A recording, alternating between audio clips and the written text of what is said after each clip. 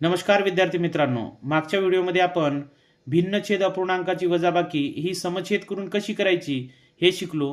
तर आजच्या व्हिडिओमध्ये आपण भिन्नछेद अपूर्णांकाची वजाबाकी ही तिरकस गुणाकार पद्धतीने कशी करावी हे शिकणार आहोत। तर या ठिकाणी पहिले उदाहरण घेतलेले आहे 3/10 वजा 1/20। तर तिरकस गुणाकार करून घेऊया।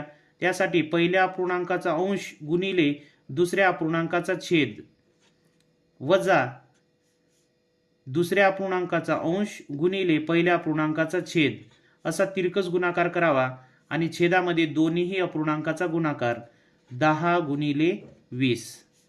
तर या ठिकाणी 20 त्रिक 60 वजा 10 एके 10 छेदामध्ये 10 गुणिले 20 म्हणजेच 200 बरोबर 60 मधून 10 गेले उरले 50 छेदामध्ये 200। त्यानंतर या शून्याला हा शून्य कट होईल। त्यानंतर संक्षिप्त रूप देऊया 5 एके 5 आणि 5 चूक 20 म्हणजेच 3/10 वजा 1/20 बरोबर वजाबाकी आलेली आहे 1/4। आता दुसरे उदाहरण पाहूया। त्याच पद्धतीचा वापर करणार आहे आपण। त्यामुळे 3 गुणिले 2 वजा 4 गुणिले 1 आणि छेदामध्ये 4 गुणिले 2 दोन्ही अपूर्णांकाच्या छेदाचा गुणाकार। त्यानंतर 3 दुनी 6 वजा 4 एके 4 आणि छेदामध्ये 4 दुनी 8 अंशामध्ये येतील 2 छेदामध्ये 8। आता याला संक्षिप्त रूप देऊया। अंशात येईल 1 आणि छेदामध्ये 2/8 म्हणजेच याही अपूर्णांकाची वजाबाकी 1/4 आलेली आहे। आता तिसरे उदाहरण पाहूया। 6 गुणिले 7 वजा 2 गुणिले 14 त्यानंतर 14 गुणिले 7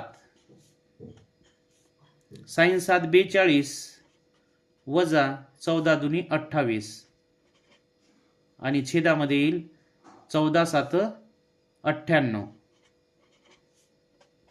42 मधून 28 गेले उरले 14 छेदामध्ये 98। त्यानंतर संक्षिप्त रूप देऊया। 14 ने 98 ला भाग जातो म्हणून 14 एके 14 आणि 14 7 98 म्हणजेच या ठिकाणी वजाबाकी आलेली आहे 1/7। त्यानंतरचे उदाहरण आहे 4/6 वजा 3/5। तिरकस गुणाकार करूया। 4 गुणिले 5 वजा 3 गुणिले 6 आणि छेदामध्ये 6 गुणिले 5 बरोबर 4 पंचे 20 वजा साइन 18 आणि छेद येणार आहे 6 पंचे 30। आता 20 मधून 18 गेले उरले 2 छेदामध्ये 30। 2 ने 30 ला भाग जातो म्हणून 2 एके 2 आणि 30 ला भाग दिल्यानंतर छेदात उरतील 15 म्हणजेच वजाबाकी आलेली आहे 1/15। आता शेवटचे उदाहरण पाहूया। 2/7 वजा 1/4 तर या ठिकाणी 2 गुणिले 4 होईल वजा 1 गुणिले 7 आणि छेदामध्ये 7 गुणिले 4 करूया। त्यानंतर 4 दुनी 8 वजा 7 एके 7 आणि छेदामध्ये 7 चूक 28। 8 मधून 7 गेले उरले 1 आणि छेदामध्ये 28।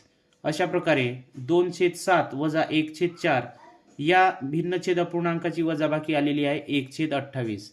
अशा प्रकारे आपण समछेद पद्धतीनुसार आणि तिरकस गुणाकार पद्धतीनुसार भिन्नछेद अपूर्णांकाची वजाबाकी कशी करायची हे शिकलो। व्हिडिओ आवडल्यास लाईक करा, शेअर करा आणि चॅनलवर नवीन असल्यास सबस्क्राईब करा। धन्यवाद।